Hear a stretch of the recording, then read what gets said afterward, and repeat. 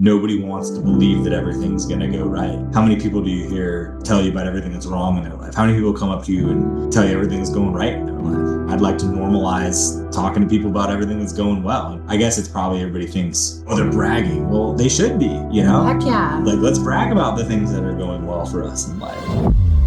Welcome to the Quantum Lens podcast. I'm your host, Oksana Hansen. This is a space where science meets soul. A heart-centered, conscientious podcast designed to nurture your spiritual, emotional, and physical well-being through the wisdom of quantum biology, holistic healing, and a deep self-discovery. We'll explore what it truly means to live in alignment. If you're ready to open your heart, expand your mind, you're in the right place. Welcome to the Quantum Lens podcast, and today we're doing a little Quantum Lens podcast uncensored. Uncensored? She didn't tell me that was part of the program. But hey, before we go there, I want to talk about how the day started off, because that's what she was just talking about before we hit record. So this is my husband, Erik Hansen. Hi, everybody. I would say I'm the better half, but that's a lie. Oh, I'm the other half. It's good to be here. Thanks for having me. Yeah, thanks for coming on. I guess unofficially sponsored by Gerolsteiner. Love it. It's our favorite water. It's my second one today. And for those of you who know what they cost, it's like yeah. We only budget for one a day for him, so he's breaking the rules right now. It's a habit of mine. Old habits die hard. Rule breaker. We're here at the lake house. We are, yes. And on this glorious Independence Day. Ooh, like there has to be some kind of symbolism here for us, right? I think so. We're recording this podcast on Independence Day. I like that. Yeah, but we all talk about Independence Day. But, sure, fireworks, cookout, barbecue. What does independence mean to you? What's independence mean to me? The freedom to operate. I like that. I have like a sovereignty take on it. Okay. Yeah. Like the freedom is like what? Sovereignty to like do whatever you want to do. Okay. Yeah. And not be like governed or controlled. Yeah. Sovereignty in what way though? Like from society, from your own mind? Yeah. A little bit of both. I mean, I think you and I operate a little bit at a different lens because we like homeschool our children. So I think like there's some sovereign qualities to like how we live our lifestyle, but sovereignty from like your past, I guess, even like trauma and stuff like that. I mean, I think everybody strives for the opportunity to kind of do what they want to day in and day out. I mean, ultimately, taking me 40 years of my life to figure this out, but that's ultimately all I ever wanted was the freedom to choose, kind of day by day, how I wanted to live and what I wanted to do and who I wanted to do it with and how I wanted to do it. And, you're programmed from a pretty early age to want to do things that, society tells you should want to do. I mean, we're pretty good at imprinting young people with perceptions of how they should live their life and what they should do and, kind of to just be normal, whatever that means. My goals when I was younger are obviously a lot different. Maybe not obviously, but are certainly obviously today different than they were when I was younger. And so for me, Independence Day has a really great connotation if you strip away all the, fireworks and sunshine and hamburgers and, kind of whatever and just, yeah, it's independence. It's the ability to be free. And I think a lot of us gloss over that as a goal in life because it's kind of scary to have the freedom to do whatever you want. It requires self-discipline and it requires, you really to look deep and to figure out what's truly in alignment for you from a, soul level, from a heart level. And, hopefully keep the intellectual side of you from, not convincing you to follow your journey that way. So what comes up for me when I hear you talk about is something else that you say that like really pulls on my heartstrings. And that's when you talk about true wealth. Yeah. Well, I didn't invent it. I won't take credit for it, but I was Charles Einstein, he had a program called The Gift that you turned me on to. And in one of his episodes, I'm a big believer in kind of listening to the signals that, life sends you, right? So we all process a bunch of information every day, and you kind of should pay attention to what lands on you. And so one of the things that landed on me in one of those episodes was this concept that true wealth is the freedom to give.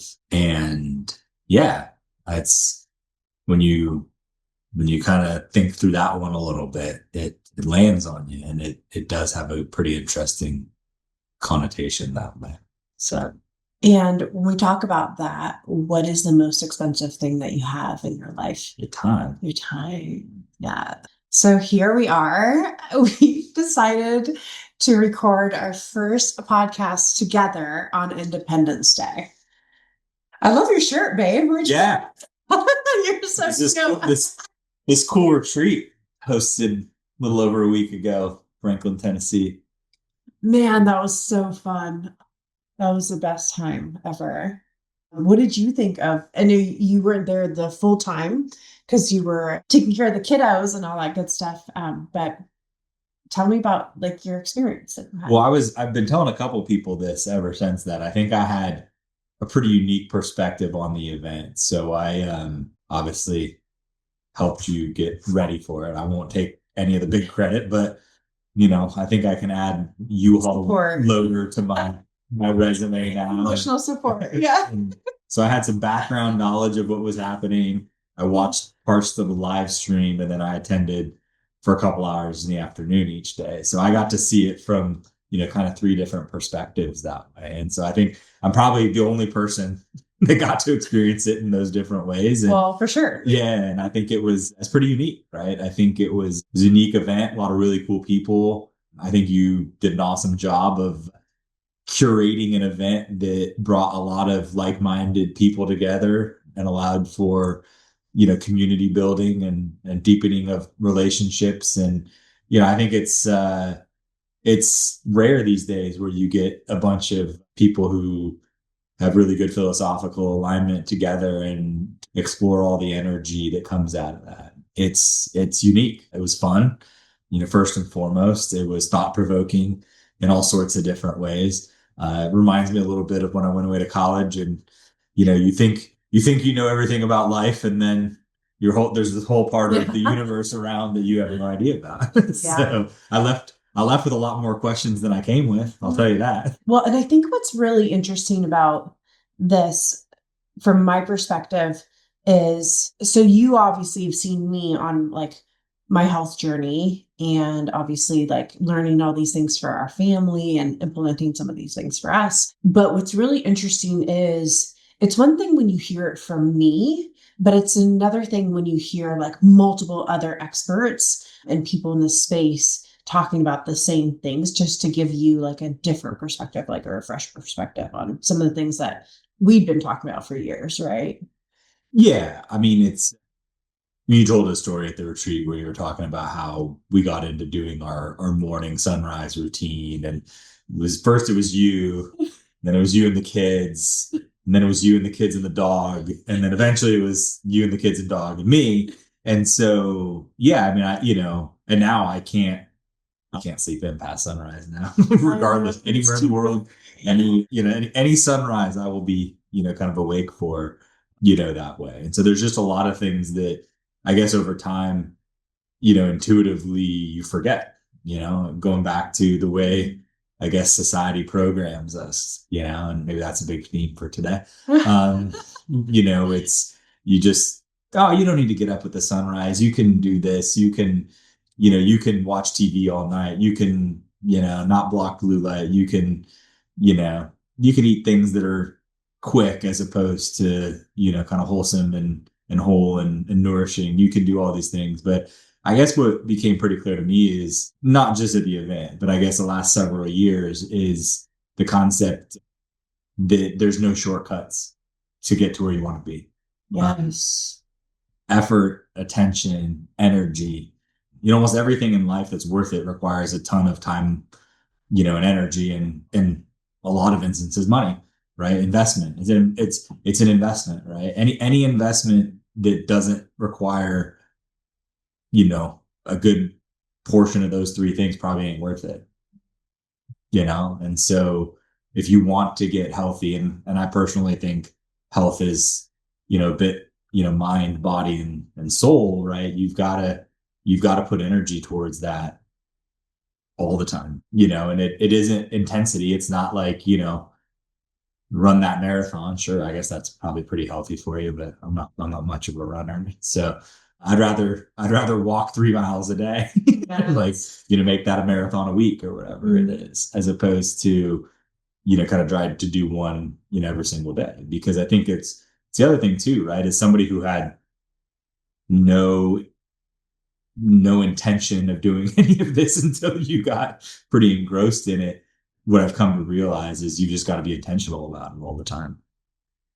Well, let's go there. Like, let's talk about when I got the melanoma diagnosis. Like, what was that experience? People have heard from me a million times what that experience looked like from my perspective, but let's talk about it from your perspective. Like, was that a little wake up call? Like, we were 35 years old, right? So how did you experience that? Yeah. I mean, obviously anytime your partner has something traumatic like that happen, it affects the family, right? There's obviously an energetic shift. I mean, at the time, we weren't super into all of this stuff. So, you get convinced that it's something wrong with you as opposed to, environmental factors or, all these other things. So you start obviously cascading down the decision tree of, what did I do wrong, or what could I have done better? Or, that one time I didn't wear sunscreen, which I think now we can all laugh about. I mean, and I grew up, obviously people can figure that out. I'm pretty fair skinned and, blonde hair and blue eyes and all that stuff. And so my dad had a couple bouts of cancer himself and of the skin variety. And so, I grew up hearing that you just needed to stay out of the sun and wear sunblock and do all these things. And so you immediately go to a spot where you're like, well, where did I screw up? And, that's the self-deprecating quality a lot of us have. Right. And so a couple years later, I fundamentally believe it's not what I did do, it's what I didn't do that probably led to that. And what I didn't do was get enough sleep. And I'm saying it like I'm you, right? Yeah. But I mean, we were, obviously we spent a lot of our time together. So like we weren't getting sleep. We weren't waking with the sun. We weren't, spending time out for UVA. We weren't, doing red light therapy and cold plunging and, movement every day that has become very integral part of our routine now. So I think that's all the things we weren't doing. But yeah, it affects you, right? It is a wake up call. And it is the universe's, I guess, gentle reminder about how to get back on track. And thankfully it was, serious, but not existential in that way. So that's good. I mean, but I think a lot of people get those signs and they just keep going right back to the same old things. And that's, it's unfortunate in my mind. So I guess I'm long-winded way of saying I'm not glad that it happened to you, but I'm glad that coming out of that, we've totally revamped almost everything in our life, including, I didn't talk about it there, but including what we put in our body. It ain't cheap to eat the right things, but it's worth it, so that's been a good investment we've been making. Absolutely. And I guess I look back at that time period. I was still walking miles a day. I was spending time outside, but I was out there on sunblock. And I would say that we were eating seed oils daily. Like, it was just looking at the couple environmental things, let alone like I had mercury fillings when I met you, like that I had taken out, like, several years later, and, all these environmental things, like God knows all the things that we've been exposed to. But I think what's also really interesting that you point out that I talk about all the time, and like people, when they start their healing journeys, like their health journeys, they always say like, okay, what should I get? What supplements should I get? What should I do? And I'm like, no, we're not going to talk about adding anything except for sunlight, but it's mostly like, what do you take away? Because that's where you really can start seeing shifts, is like, let's simplify rather than making things like more complicated. It was simple's tough, man. I think that's the biggest problem. And free. Well, yeah. I mean, the fact there's another thing I like to talk about is you didn't get here in an hour, so you're not going to get out of here in an hour, right? And so, the concept that there's some magic pill or some magic supplement or some magic routine that's going to massively revamp your everything is just, it's a pipe dream. And our society likes to convince us that that there is that, but I don't personally believe there is. I think there's no substitute for continued investment of that, again, time, money, and energy into kind of your health and wellness. And so, but simple's hard, right? Like simple's very hard. Yes. And most people, because we're conditioned not to think that way, don't think that way. We always want to go to the most exotic, thing because we think it's going to be the cure all, and it's not. It's just, start stripping away all that stuff, right? Like get down to the core, like spend some time outside, do some movement, kind of follow some of these simple things. But simple's tough. And a lot of people don't want to hear that because it's a bit of a self-reflection on, man, if I just simplified my life, things would get a whole lot better. But simple is tough. It's funny. I was working with one of my energy healers that I work with, Katya, and she's a Russian woman as well. She lives in London now, but her and I were talking about Russia, and she asked if I'd been back, and I said you and I had gone quite a few years ago and whatnot, but how painful it was for me. How St. Petersburg was beautiful, but how painful it was for me to see the people there, because it's almost like a rite of passage that they're struggling. Like their whole life is always struggle. Like they're so proud of the fact that they have a hard life. And I guess, probably comes with the fact that they're proud of their resilience and all these other things. But it is very much like a cultural thing to struggle. And it's really hard for me now to look back on that, of how my family used to be and all that kind of stuff, and think, wow, like they really take pride in that. And it's really hard to lose that identity. And now I'm all about like, you sometimes call it lazy. I call it efficient, because I'm like, I just make like whatever decisions and I move forward, and I can always like autocorrect and adjust. Like I have no problems like making decisions, but I would always try to find the easiest, less complicated way to do things, because I don't fundamentally think we're meant to struggle here. Yeah, I mean, that goes back to what I said earlier, right? That self-deprecating quality. I mean, there is that like overcoming adversity, and there is resilience, and all that's good for the soul. But, I find myself doing it a lot is, you and I have this joke, like, how good can you stand it? Yes. And it's a joke, but there's a little bit of truth to it, right? Because nobody wants to believe that everything's going to go right. How many people do you hear tell you about everything that's wrong in their life? How many people come up to you and tell you everything's going right in their life?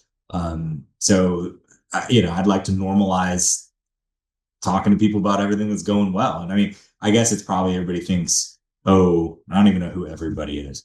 Oh, they're bragging. Well, they should be. Heck yeah. Like, let's brag about the things that are going well for us in life. Let's normalize, being a positive person. Let's normalize having high vibe. Let's normalize supporting one another. Let's normalize that everything can go right in your life. And let's normalize you can live your heaven on earth. And let's normalize, being a good person and, kind of making a difference and making this world a better place. Let's normalize that.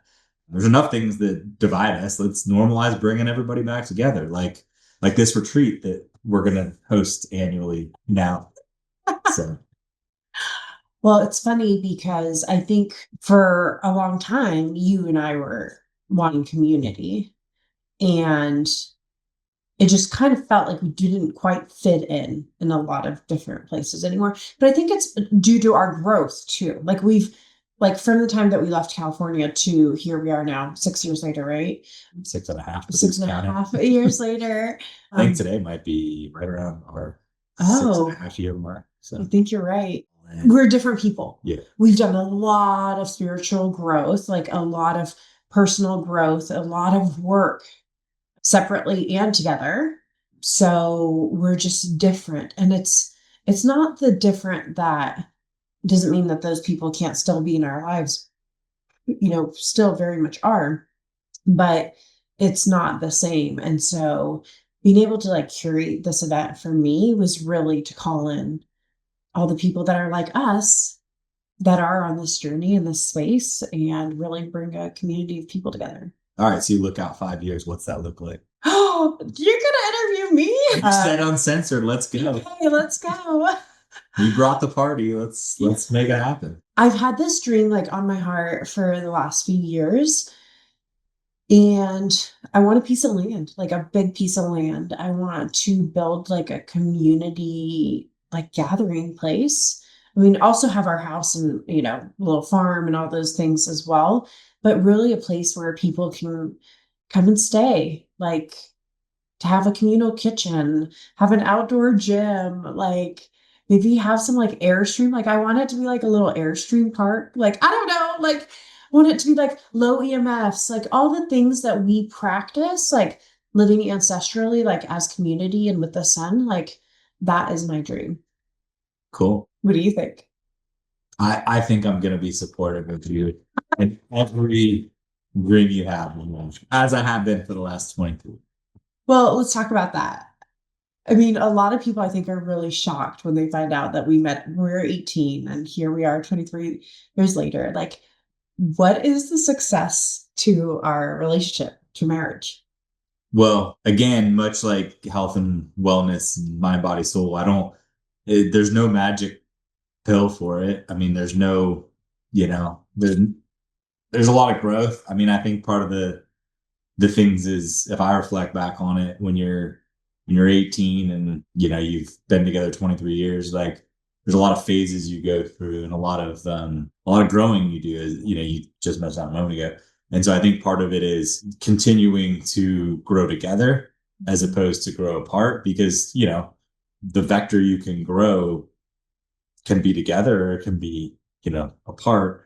I think it's been a combination of a lot of things. I think we've had some good coaches help us along the way, both together and individually. I think we've had some good mentors along the way in all different facets of our life, which has been good.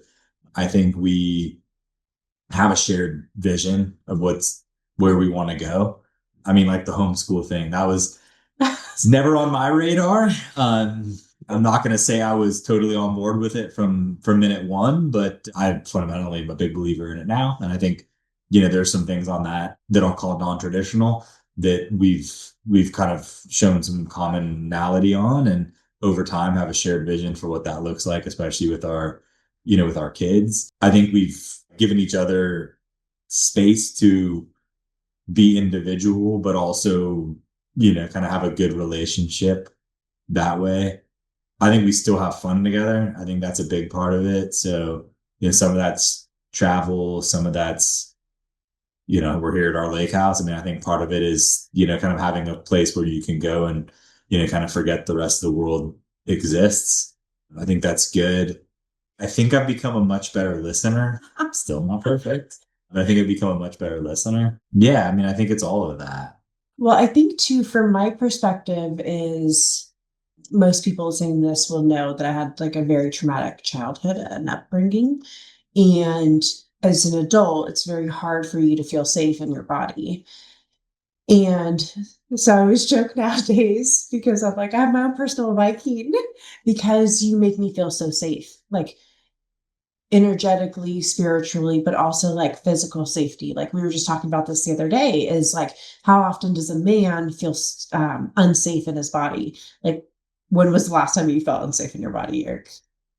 I don't know. Not last day, last week, last month, last year. Couldn't even tell you. Okay. Right. And for me, it's multiple times throughout the day where I might feel unsafe. And that's just the difference between men and women. And so I think when we fundamentally understand what is important to each other, like for me, it's really important to lift up my husband, like show my gratitude to him, let him know that he's the protector, the provider, and appreciate him for that, and do everything that I can to support him in that. And then in reciprocation, like I feel really safe and loved from that perspective too. Yeah, I think part of that growth though is figuring out when to like when to be in touch with your masculine side and when to be in touch with your feminine side. I mean, we have 2 daughters. And so if I went back to 23-year-old me thinking, having been with you for a couple of years, thinking about starting a family, like all these things, I've got to be honest, like having 2 daughters was not on my roadmap.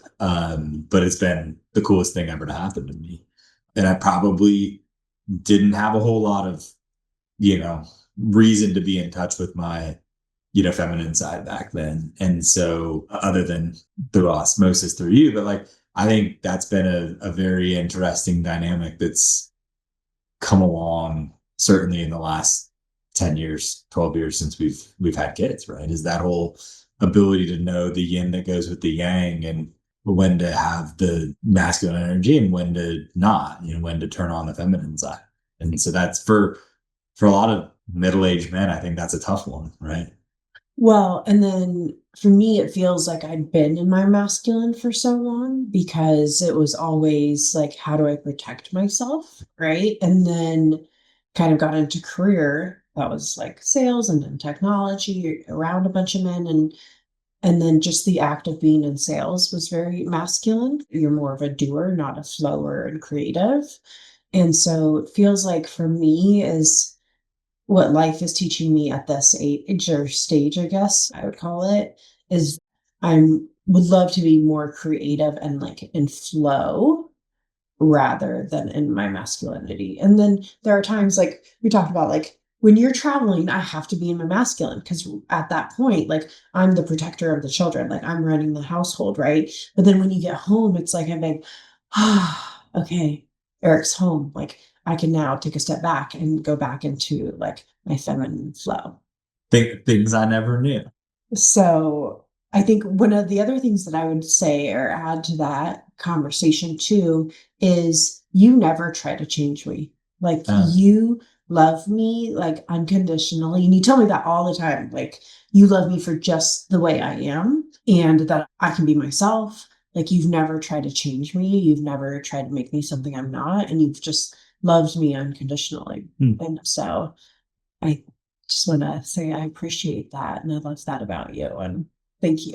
Yeah, I mean, I think it's a weird concept to want to change somebody in life, right? That never thought about that. Never crossed my mind. So I don't know. I mean, I guess that's good. But never been an urge I had to change somebody. So yeah. Well, I think as we now parent like our girls too, I think we're going to have to be very conscientious to like make sure. And I think you and I are really good at this, like supporting their hopes and dreams, but not like really pushing them towards one way or another.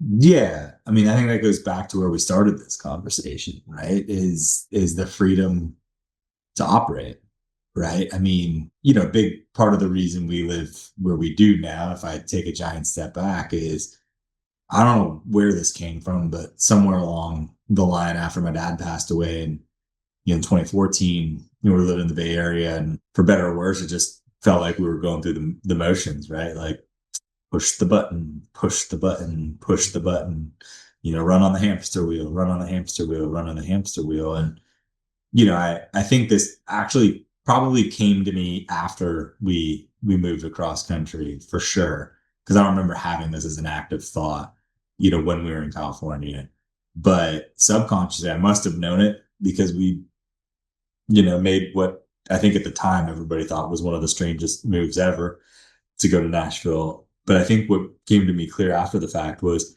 when you grow up in the Bay Area, it's so expensive to live that, and we were doing all right, from that standpoint.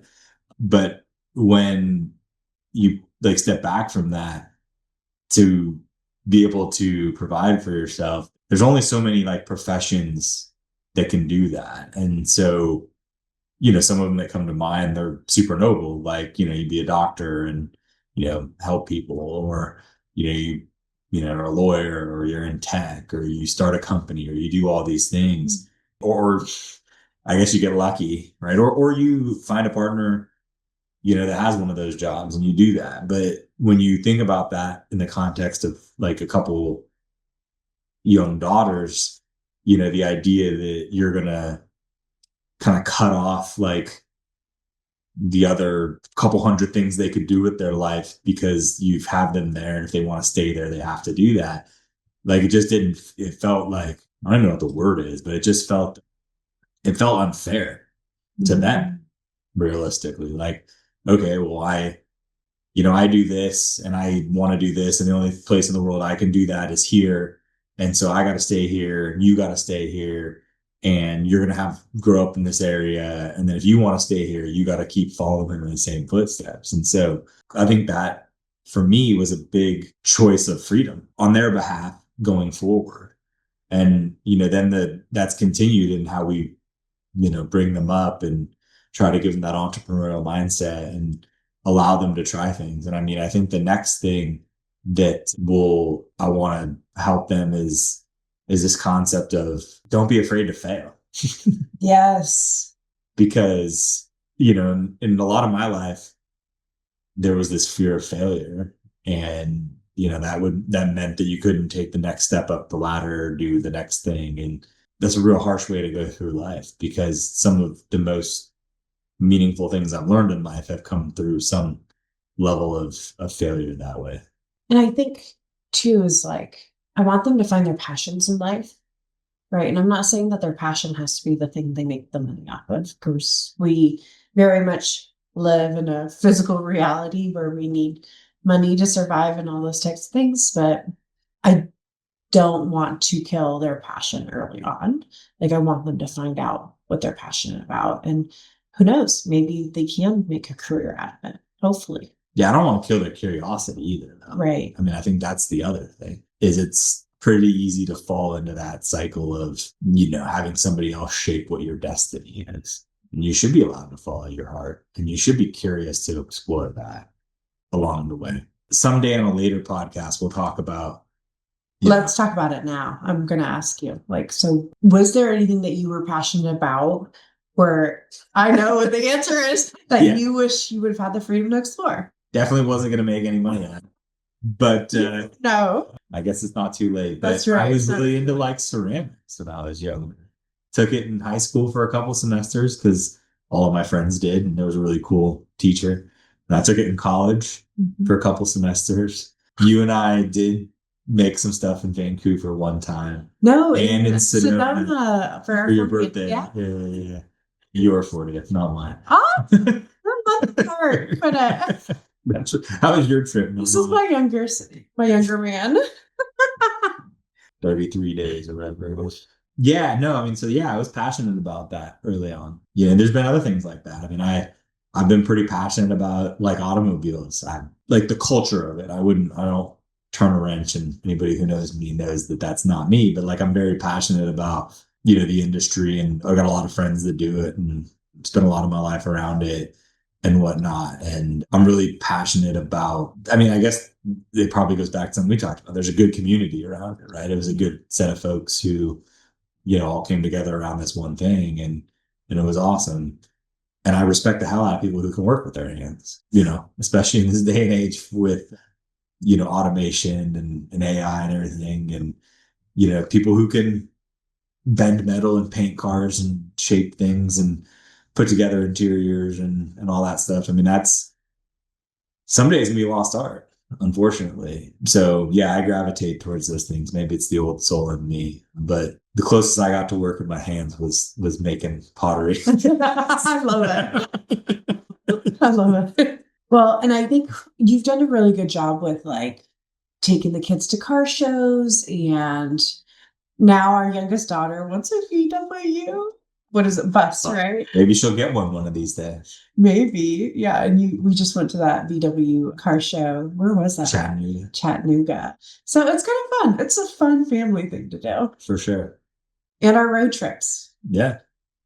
I think like we're pretty passionate about traveling the world, seeing the world. Yeah, meeting new people, experiencing new places. Man, life would be really boring if all you did was stay in one spot. Or lived around a bunch of people that just reflected you. Like it would. You wouldn't learn it. Yeah. You wouldn't grow. You wouldn't be exposed to what else is out there. Yeah, man, it's one of the reasons I like to travel. And in this country, just as much as other countries. Absolutely. Yeah. Yeah. We take a lot of road trips. What's something your audience doesn't know about you? You got me to talk about doing pottery and ceramics. I was just about to get to the voiceover part. The voiceover? Okay. Go ahead. You're really good at deflecting back to me. I didn't know this was interviewing me. I don't know that anybody really cared what I'd have to say, but all right. So here we go. What do you want to ask? No. It's this new joke that we have that Erik's really good at doing, like, what do you call them? Like voice animations? Like voiceovers. Yeah, voiceovers. So we're like, maybe he has a future career in voiceover. Kermit the Frog. The kids love when he does his little voices. But yeah, I guess what's really interesting is my passion is dancing, like music, feeling the music, moving your body to it. And I look back on when I was a child and I wanted to do dancing so bad, and, costs and whatever else. My parents always said no. And it wasn't until I got into high school that I had PE, physical education, and that we got a choice of what we got to do for PE. And they had a dance program, and it was so amazing. And I just fell in love with dance, and it's been my passion ever since. And came with, doing ballet and tap and jazz and all that stuff in high school, and then coaching the dance team at our university that we were, and then teaching Bollywood dance in the San Francisco area, and then moving to ballroom dancing. And that's kind of like how I progressed. So I guess I have a passion in multiple different arts, but yeah, I just love being able to like express myself like through my body. When's the last time you danced? It's been a few months. This is your gentle reminder to go back to dance. Do you see what he does? He's so supportive. Like that's what's really amazing about you, is like, I just heard you say your passion is dance. Like, when was the last time you did that? Like, I want to support you. Thank you for the gentle nudge. Wasn't me. It's the universe speaking through you. Something like that. So what else should we talk about? You're the host. I'm the guest. Well, should we end it there? Should we end it on a high note? Yeah. Yeah. Okay. This is your reminder to follow your passion, live authentically, give your energy to things that give you energy, and find somebody who helps bring the best out of you. That was really beautiful. Thank you, honey. And I guess we have to end the podcast with the same question I ask everybody else. Oh gosh, I don't even know what this is, so I do, but go ahead. Which is, what does love mean to you?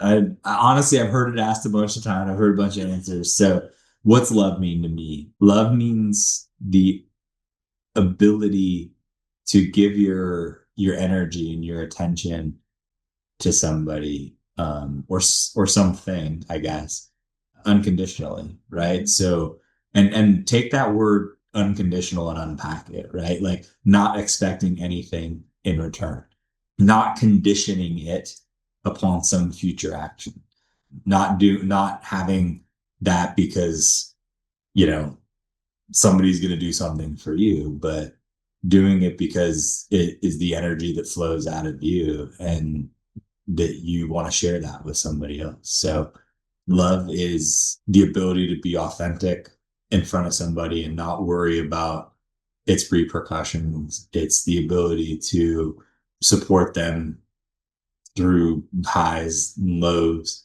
And it's the ability to have a shared common goal that you're both working towards and you're both putting your energy into. So I guess that's what love means to me. Well, I love you. I love you. Bye, everyone. Thank you for tuning in to the Quantum Lens podcast. I hope this episode brought you insight, inspiration, and a deeper connection to your journey. If you've loved what you heard, be sure to subscribe, leave a review, and share it with someone who needs to hear this message. Let's keep this conversation going. And until next time, keep aligning, expanding, and embrace the magic of who you are.